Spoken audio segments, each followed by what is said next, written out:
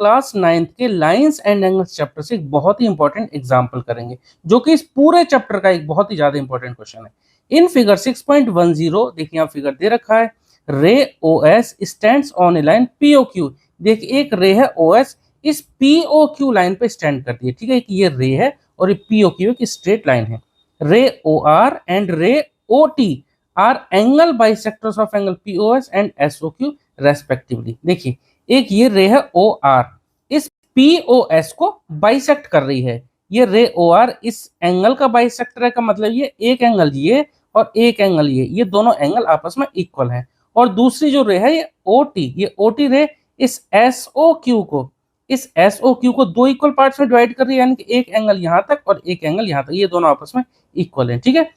अगर POS दे रखा है हमारे पास x, ये गिवन है, angle POS equal to x, POS ये जो पूरा एंगल है यहां से यहां तक ये दे रखा है x, हमें पता करना है एंगल ROT, ये हमें एंगल पता करना है। तो मैं यहाँ पर लिख देता हूं angle ROT equal to question mark. देखिए इस क्वेश्चन को हम दो तरीके से कर सकते हैं, एक तो जो आपके बुक में जो एग्जांपल समझा रखा है उस तरीके से, और इसके बाद में एक और मेथड बताऊंगा, हो सकता है आपको सेकंड वाला मेथड ज्यादा अच्छा लगे, ठीक है। तो चलिए पहले तो देखो ये पूरी एक स्ट्रेट लाइन है और ये एंगल दे रखा है, एंगल POS दे रखा है x, और ये जो एंगल SOQ नहीं दे रखा, तो हम ये एंगल प्लस ये एंगल इन दोनों का सम 180 डिग्री लिख सकते हैं।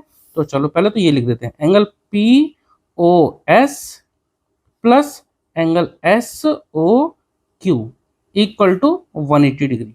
रीजन क्या होगा, याद आ रहा होगा, एक स्ट्रेट लाइन पे दो एंगल बनते हैं तो उनको हम क्या बोलते हैं, लीनियर पेयर, ठीक है। तो ये रीजन क्या होगा, लीनियर पेयर। अब क्योंकि क्वेश्चन में दे रखा है कि POS को x, तो यहां लिख देते हैं हम x plus angle SOQ equal to 180 degree. यहां से x को यहीं रहने देते हैं, सॉरी x को उधर ले आते हैं, SOQ कितना आ जाएगा, एंगल SOQ आ जाएगा कितना, 180 डिग्री माइनस x, ठीक है, 180 डिग्री माइनस x को हम उधर ले गए। अब देखिए एंगल ROS की अगर मैं बात करूं, क्योंकि ये OR जो है इस एंगल को दो इक्वल पार्ट में डिवाइड कर रही है, तो एंगल ROS जो होगा ये पार्ट इस POS का हाफ होगा, ठीक है। तो मैं यहां लिख देता हूं एंगल ROS, ये गिवन है क्या, हाफ है एंगल POS के, POS, और एंगल POS दे रखा है x, तो ये क्या हो जाएगा हाफ और x, तो एंगल ROS को आप लिख सकते हैं क्या, x upon two, 1 into x कितना हो जाएगा x और अपॉन 2, ठीक है। एंगल ROS आ गया हमारा कितना, x अपॉन 2। इसी तरह से यहां से अगर SOT की बात करूं मैं, क्योंकि ये जो एंगल है यहां तक, ये OT जो रे है इस एंगल को दो इक्वल पार्ट में डिवाइड कर रही है, एक एंगल हो गया SOT, एक हो गया T होगी, दो इक्वल पार्ट में डिवाइड करिए, तो एंगल SOT को क्या लिख सकते हैं, एंगल SOT, ये भी है हाफ ऑफ एंगल SOQ, तो लिख देता हूं हाफ ऑफ एंगल SOQ, यहां तक कोई दिक्कत वाली बात नहीं है। और SOQ हम निकाल चुके कितना, 180 डिग्री माइनस x, तो हाफ SOQ की जगह यहां से ये जो निकाला था ना 180 डिग्री माइनस x, ये यहां पुट कर देता हूं ब्रैकेट में 180 डिग्री माइनस x, ठीक है। अब यहाँ इसको सॉल्व करेंगे तो 1/2 को दोनों से मल्टीप्लाई करेंगे, तो 1/2 इंटू 180, ये तो आ जाएगा 90 डिग्री, और माइनस 1, सॉरी यहाँ पे भी डिग्री लगाना है, 1/2 को x से करेंगे तो माइनस का x अपॉन 2, ठीक है। तो यहाँ से एंगल SOT की अगर मैं बात करूं तो ये कितना आएगा, 90 डिग्री माइनस x अपॉन 2। यहाँ तक बात समझ में आ गई। चलिए अब देखो हमें जो पूछा है ना एंगल ROT,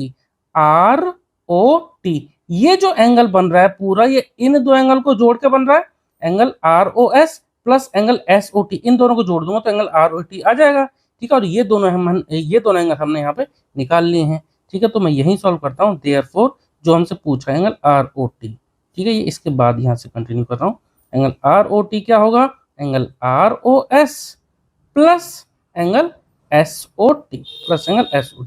अब ROS हमने कितना निकाला, x/2 प्लस SOT कितना निकाला, 90 माइनस x अपॉन 2, ठीक है। x upon 2 minus x upon 2, ये तो कैंसिल आउट हो गया, क्या बचता है, 90 डिग्री, आंसर हमारा आ गया, ठीक है। एंगल ROT कितना आ गया, 90 डिग्री। देखो ये तो था तरीका जो आपके बुक में दे रखा है, ठीक है। अब जरा ये भी सुन लो, जो मैं नेक्स्ट मेथड बताने वाला हूँ, थोड़ा छोटा सा ही है, वो भी आप एक बार समझ लो, ठीक है। देखो जैसे एंगल POS और SOQ जो हमने फर्स्ट स्टेप यहाँ लिखी थी, सेम स्टेप हम यहाँ पे भी लिख देते हैं, angle POS plus angle S O Q, इन दोनों का सम कितना है 180 डिग्री। रीजन आप जानते हैं लीनियर पेयर। अगर मैं पूरी इक्वेशन का हाफ कर देता हूँ, पूरी इक्वेशन को दोनों तरफ डिवाइड बाई 2 कर देता हूँ, तो क्या आएगा half of angle P O S plus half of angle S O Q equal to, इधर भी हाफ कर देता हूँ यानी कि 180 डिग्री डिवाइड बाई 2। देखो पी ओ एस का हाफ, पी ओ एस, अब क्योंकि रे ओ आर इस एंगल को पूरे को दो इक्वल पार्ट में डिवाइड कर रही है, तो मैं कह सकता हूं कि पी ओ एस का हाफ क्या होगा, एंगल आर ओ पी, ये इसका हाफ होगा, एंगल आर ओ एस ये भी इसका हाफ होगा, ये दोनों पार्ट इक्वल है ना, तो एंगल ये half of angle P O S को मैं लिख सकता हूं एंगल आर ओ एस। ठीक है, पी ओ एस का हाफ कितना होगा आर ओ एस।